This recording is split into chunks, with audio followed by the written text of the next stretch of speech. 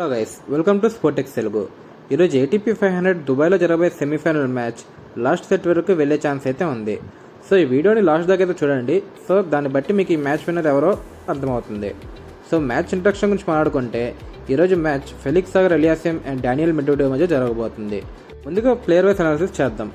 ముందుగా ఫెలిక్స్ సాగర్ గురించి మాట్లాడుకుందాం. ఈ టోర్నమెంట్లోకి ఫెలిక్స్ హాట్ ఫేవరెట్గా బరిలోకి దిగాడు. అండ్ ఈ కెనడియన్ ప్లేయర్ ఇప్పటివరకు ఈ టోర్నమెంట్లో ఒక్క సెట్ కూడా డ్రాప్ చేయలేదు. అండ్ క్వార్టర్ ఫైనల్లో కూడా లెహెచ్కాని ఈజీగానే ఓడించాడని చెప్పొచ్చు. అండ్ కరెంట్లీ ఫెలిక్స్ సూపర్ ఫామ్లో ఉన్నాడు. తన లాస్ట్ 12 మ్యాచెస్లో 11 విన్స్ ఉన్నాయి. అండ్ రీసెంట్గా జరిగిన రోటర్డమ్లో కూడా తన రన్అప్గా ఫినిష్ అయ్యాడు. అండ్ క్వార్టర్ ఫైనల్లో ఫెలిక్స్ తన అవుట్స్టాండింగ్ సర్వీని కంటిన్యూ చేశాడు. తను క్వార్టర్ ఫైనల్లో 16 aces and 80% of the points first సర్వ్లోనే సాధించాడు.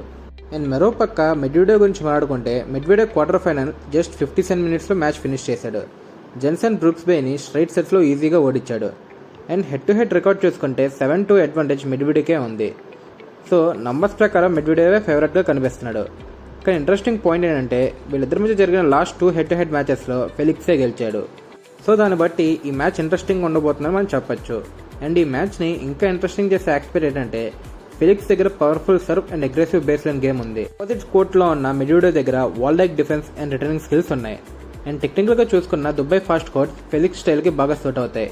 కానీ మెడ్వెడేవ్ లాంటి ఫార్మర్ వరల్డ్ నంబర్ 1 ప్లేయర్ గురించి ఒక రెప్యుటేషన్ ఉంది.